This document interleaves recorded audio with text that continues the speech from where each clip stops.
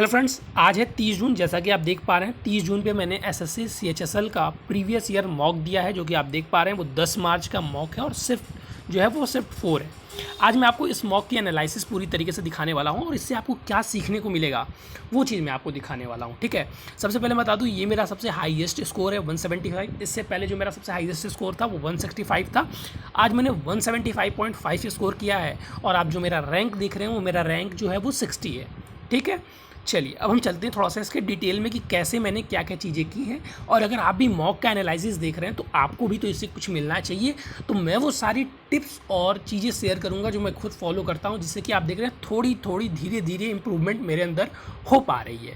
तो अगर आप भी अपनी चीज़ों को इंप्रूव कर पा रहे हैं तो इस एनालिसिस को पूरा देखिएगा और प्लीज़ चैनल को सब्सक्राइब जरूर करिएगा। ठीक है, देखिए चैनल को सब्सक्राइब करने की मैं इसलिए नहीं कर रहा कि मेरी कुछ देखिए थोड़ा सा मुझे भी सपोर्ट मिलेगा तो मैं फाइनेंशियली हेल्प होऊंगा, उसमें कोई दो राय नहीं, मैं खुल के आपसे वो चीज़ें कर रहा हूँ। लेकिन मैं अभी खुद सीखने के फेज़ में हूँ, तो जो जो चीज़ मैं सीखूंगा वो आपके भी साथ शेयर करूँगा, तो हो सकता है वो आपके लिए फ़ायदे पहुँचाए। चलिए तो हम चलते हैं सबसे पहले एनालिसिस की ओर। जैसे कि आप देख रहे हैं ये है मेरे मॉक का एनालिसिस। आज जो मेरे स्कोर अच्छे हो गए हैं उसका रीज़न है इंग्लिश और जीके। इंग्लिश में मेरे स्कोर आज देख रहे हैं 43 है, आपके लिए अच्छा नहीं होगा, मेरे लिए एक अच्छा स्कोर है। ठीक, और रीजनिंग में 50 आउट ऑफ 50, मैथ में 50 आउट ऑफ 50।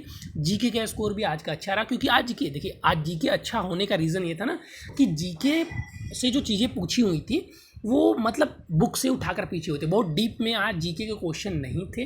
ठीक है, जिसने भी ल्यूसेंट पढ़ा हुआ है, ऑब्जेक्टिव पढ़ा हुआ है और थोड़ा सा प्रीवियस ईयर पढ़े हुए हैं तो वो क्वेश्चन आज अच्छा कर पाते। ठीक, और आज प्रीवियस ईयर में मुझे वो भी देखने को नहीं मिले, ज़्यादा जो करंट के क्वेश्चन थे आज के पेपर में नहीं थे, तो वो भी क्वेश्चन मेरे बच गए हैं, जिससे क्या जीके में ठीक ठाक अच्छा मार्क्स, ठीक ठाक नहीं कह सकते, मेरे लिए एक अच्छे मार्क्स हैं जो कि स्कोर हुआ है। अब चलते हैं थोड़ा सा टाइम की ओर। ठीक है, कितना टाइम किस में लगा है पहले हम बारी बारी क्वेश्चंस को और सारी चीज़ों को भी समझेंगे, लेकिन सबसे पहले चलते हैं टाइमिंग की ओर, किस तरीके से कितनी टाइमिंग लगी है। ठीक है, तो आज मेरा जो टाइम था वो रीजनिंग के लिए वो 8.4 मिनट का टाइम लगा हुआ है। ठीक है, इससे पिछले मॉक में भी मेरा थोड़ा सा 8 के आसपास ही था, 8.6 8.8। तो एक भाई था मेरा, उसने कमेंट किया था कि भैया 8 मिनट में जो है इम्पॉसिबल है, रीजनिंग के 25 क्वेश्चन 8 मिनट में करना इम्पॉसिबल है। भाई मैंने उसको कमेंट में भी ये चीज़ करके बताई थी कि जब मैं भी स्टार्टिंग फेज़ में था ना तो मैं 18 मिनट मिलते हैं। अगर आप जाएंगे तो टेक्स्ट बुक को आप अब जो सिलेक्शन मॉक लगाएंगे, जो सेलेक्टिव मॉक होता है मतलब सेक्शन वाइज, तो उसमें 18 मिनट मिलते हैं 25 क्वेश्चन को करने के लिए। मैं गारंटी से कह रहा हूँ भाई मेरे 18 मिनट में नहीं हो पाते थे। ठीक है, फिर ये 12 आए और ये जो 8 मिनट लग जा रहे हैं, या 8 मिनट सब में नहीं लगते भाई। देखो जनरली जो मेरा जाता है वो 10 से 12 मिनट के आसपास मैं कर लेता हूँ। देखो सही बता रहा हूँ, 10 से 12 मिनट के आसपास कर लेता हूँ। जो पेपर में अच्छे मार्क्स आते हैं उनमें थोड़ा सा आज का देखो रीजनिंग थोड़ा सा पकड़ में आ जाता है जल्दी, तो वो थोड़ा सा जल्दी बन जाता है, और जिसमें लेट में पकड़ में आता है उसमें थोड़ा सा टाइम लग जाता है। तो रीजनिंग में आप देख रहे हैं 100% एक्यूरेसी थी, टाइम 8.4 लगा हुआ था मुझे। ठीक है, आते हैं जीके की ओर। तो जीके में आज मैंने 20 अटेम्प्ट किए हुए थे और मेरे जो 3 क्वेश्चन हैं वो गलत हो गए थे। एक्यूरेसी लेवल आप देख रहे हैं 80.5 है और जो टाइमिंग मैंने दिया होता 5.4 दिया होता। तो मेरा जीके इसी के आसपास रहता है, 6 मिनट 7 मिनट 5 मिनट इसी के आसपास जीके लाई करता रहता है। वो जैसे क्वेश्चन हो, बहुत ज़्यादा पढ़ने वाले क्वेश्चन रहते हैं तो वहाँ पर टाइम लग जाता है, और जहाँ पर टाइमिंग जो पढ़ने वाले क्वेश्चन नहीं रहते वहाँ पर टाइम कम लगता है। एक मेरे भाई ने भी यहाँ पे कमेंट किया हुआ था कि भैया मतलब भाई मोबाइल से तुम मॉक देते हो तो टाइम कम लगता है और कंप्यूटर या लैपटॉप से दोगे तो टाइम थोड़ा सा अधिक लगेगा। मैं उनकी बात को एकदम सही, उन्होंने जो बात बोली थी ना वो 100% ट्रू है भाई। मैं मोबाइल से यहाँ पे मॉक देता हूँ क्योंकि मैं जो सिलेक्शन पोस्ट का भी मैं एग्ज़ाम देने गया था और दे के आया था, तो वहाँ पर मुझे रीजनिंग के 13 मिनट के आसपास लग गए थे। ठीक है, मैं आपसे रियल चीज़ बता रहा हूँ, 13 मिनट के आसपास मैंने रीजनिंग में टाइम दिया था। मैथ का तो अप्रॉक्स था, लेकिन रीजनिंग में मैंने देखा कि मेरे रीजनिंग में वहाँ पे टाइम बढ़ गए। फिगर वाले क्वेश्चन में प्रॉब्लम हो रहा था, ऐसे नीचे स्क्रॉल करना फिर जाना, तो वहाँ पे वो टाइमिंग की बात एकदम सही है। कंप्यूटर में थोड़ा सा टाइमिंग लग जाता है, तो उन्होंने मुझे सलाह दिया था कि आप कंप्यूटर या लैपटॉप पे दीजिए, लेकिन अभी प्रेजेंट टाइम में मैं अफोर्ड नहीं कर पा रहा हूँ, इसलिए मैं मोबाइल पर ही कंटिन्यू हूँ। अगर आपका सपोर्ट रहा तो जल्दी मैं भी लैपटॉप या कंप्यूटर पर मॉक दे सकूँगा। चलिए आगे बढ़ते हैं। मैथ की ओर।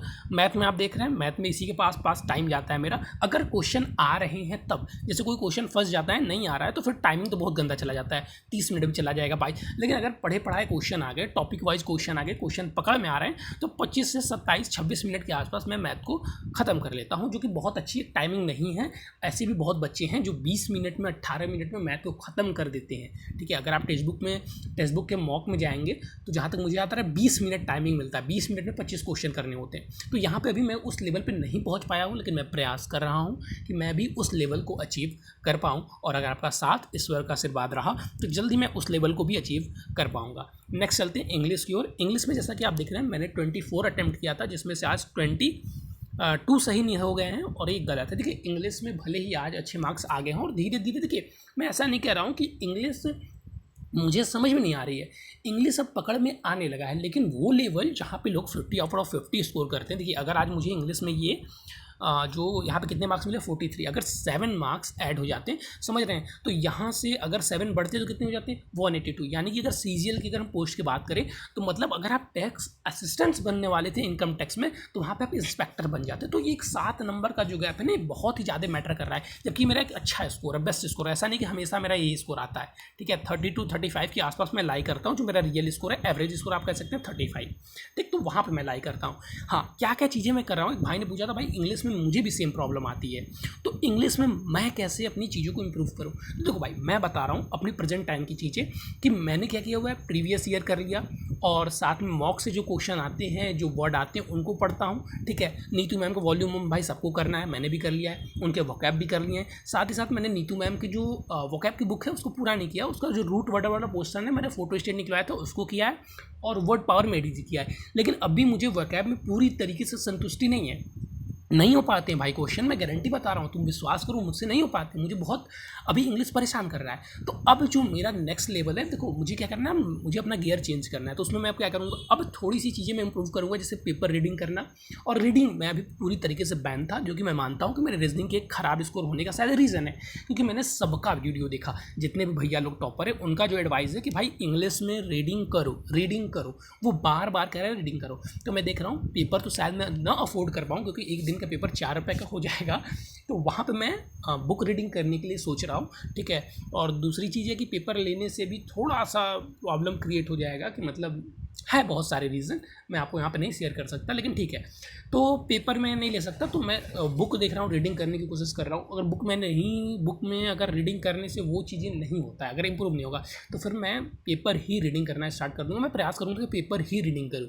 ठीक है, क्योंकि मैं पेपर रीडिंग करने की पूरी कोशिश करूँगा। अगर नहीं तो 2 दिन में भी मैं एक पेपर लेके आऊँ तो ठीक है, 2 ही दिन में एक पेपर को पेपर रीडिंग करने से भाई 2 फायदे हैं। मैं पेपर रीडिंग करना इसलिए चाह रहा हूँ ना, बुक ना रीड करके, कि देखो पेपर रीडिंग करने से करंट अफेयर भी थोड़ा सा हमारे समझ में आएगा। ठीक है, करंट अफेयर में भी हेल्प मिलेगा। तो मैं सोच रहा हूँ बुक ना रीड करके पेपर रीड करूँ, और इसलिए थोड़ा सा भी जुगाड़ पानी में हूँ। ठीक है, पहले तो मेरी चीज़ें ठीक थी कि मैं होम ट्यूशन पढ़ाता था, लेकिन अब क्योंकि ये मेरा जो अब यहाँ से स्टार्टिंग होने वाला है, अब मेरा यहाँ पे सेकंड ईयर का पेपर होने वाला है, यहाँ से थर्ड ईयर स्टार्ट हो जाएगा। तो मैं चाह रहा हूँ कि ये जो 1 साल है ना, पूरी रगड़ दूँ, ताकि CGL के लिए एकदम पूरी तरीके से प्रिपेयर रहूँ, कि भाई इनकम टैक्स या कोई इंस्पेक्टर पोस्ट हमारे लिए मिल जाए। ठीक है, चलो तो फिर अब नेक्स्ट चलते हैं हम यहाँ पे इंग्लिश, और इंग्लिश पे हमारा यहाँ पे ख़त्म है। ठीक है, इंग्लिश ये हमारा नेक्स्ट था, और इंग्लिश के लिए हमारी जो टाइमिंग थी वो भी मैंने आपके साथ शेयर की। देखो इंग्लिश में भाई मेरे टाइमिंग लगते हैं। ठीक है, अब मैं बहुत कोशिश कर रहा हूँ, जो भैया लोग हैं वो 7 मिनट में, 8 मिनट में मार के ख़त्म कर दे रहे हैं, लेकिन मेरे अभी टाइमिंग लगते हैं, शायद मेरी रीडिंग हैबिट को लेकर, या अभी मेरी इंग्लिश उतनी स्ट्रांग नहीं है उसकी वजह से। तो मैं इंग्लिश में भी काम कर रहा हूँ, और इस CHSL का पेपर देने के बाद से और थोड़ा काम तेज कर दूँगा। ठीक है, अभी मैंने सब रोक दिया है, बस वही रिवीजन चल रहा है, वही रिवीजन बार बार उसी चीज़ को पढ़ना, लेकिन अभी मेरा सब ब्रेकआउट है, अभी मैं कुछ नया नहीं कर रहा हूँ। तो इसलिए अब जो भी होगा CHSL के पेपर के देने के बाद से मैंने बनाया कि एकदम रगड़ देना है इंग्लिश में। और जल्दी मैं आपको बता रहा हूँ, इंग्लिश में 50 आउट ऑफ 50, और इस 12 मिनट, इस 13 मिनट का जो आप टाइमिंग देख रहे हैं, इसको भी मैं कम करके दिखाऊंगा। चलिए थोड़ा सा मैं आपको दिखा देता हूँ कि इंग्लिश में मैं मात कहाँ खा रहा हूँ। तो यहाँ पे हम डायरेक्ट चलते हैं अपने इंग्लिश वाले पोर्शन में। तो आप देखेंगे, देखिए क्लॉज टेस्ट पूरा सही है मेरा, जो क्वेश्चन में गलत है वो आपको दिखा रहा हूँ। ये जंबल वर्ड गलत हो गया, देखिए ये मेरे अक्सर गलत नहीं होते, मैंने अभी नहीं देखा था, मैं पहले बात आपके साथ ही शेयर कर रहा हूँ। ठीक है, ये कैसे गलत हो गया मुझे नहीं पता, क्योंकि ये ठीक हो जाता था, और यहाँ पे एक एरर वाला पोर्शन गलत हो गया है। ये एक था हमारा, जो जिसकी मीनिंग, जो फ्रेज़ था जिसका मीनिंग मुझे नहीं पता था, तो मैंने इसको टिक भी नहीं किया। और जीके के मैं क्वेश्चन आपको दिखा देता हूँ, मेरे कौन कौन से जीके के क्वेश्चन गलत हुए हैं, तो वो भी मैं आपके साथ में शेयर कर दे रहा हूँ। देखिए यहाँ पे एक इसका जो मीनिंग था, तो ये यहाँ पे मेरे गलत हो गया है, और अभी मैं बढ़िया से एनालाइज़ करूँगा अपना, ठीक है। सबसे पहले भाई देखो एक बात जरूर कहूँगा कि आप लोग भी एनालाइज अच्छे से किया करो। अभी मैं आपको वीडियो बनाने के बाद से जाऊँगा और उसको पूरा गहन अध्ययन करूँगा कि जो क्वेश्चन मेरे गलत हुए हैं, जो क्वेश्चन मैंने अटैम्प्ट नहीं किए हैं, फिर उसके बाद से मैं आगे बढ़ता हूँ। तो बेस्ट ऑफ लक भाई, और जिनको भी जो कन्फ्यूज़न है वो पूछ सकते हो। मैं आपको प्लीज़ जो भी डाउट हो वो पूछो, देखो टाइम मिलेगा तो मैं शेयर करूँगा। और मेरे पास और कोई एक्स्ट्रा प्लेटफॉर्म नहीं है, टाइम मिलता है तो थोड़ा सा इसी पर वीडियो बना के डाल देता हूँ यूट्यूब पे, और इंस्टा फिंस्टा सब बंद है, आप भी बंद कर दो। फोकस रहो भाई, केंद्रित रहो। डर लगता है, बिल्कुल लगता है। देखो तुमको लग रहा होगा कि 175 नंबर है ना, अरे इनका तो बहुत आराम से हो जाएगा, अभी इसके पास साल भर है, मेहनत करेगा। लेकिन बता रहा हूँ भाई ना, एकदम डर लगता है, एकदम डर लगता है कि नहीं होगा। ऐसे ऐसे धुरंधर भाई बैठे हुए हैं ना कि उनको देख के एकदम हृदय कांप जाता है। और इसमें एक अच्छा स्कोर आ गया ना, तो आपको लग रहा होगा, आप ये मेरा एक अच्छा स्कोर देख रहे हैं, जो 90 खराब स्कोर पीछे आ रहे हैं उसको मैं झेलता आ रहा हूँ, और अभी भी आ जा रहा है तो उसको मैं झेल रहा हूँ। मेरा जो देखो एकदम रियलिटी में बार बार कहता हूँ, ये स्कोर देख के ये मत समझना कि बहुत अच्छा स्कोर है, बहुत मैं तेज हूँ, ये चीज़ है।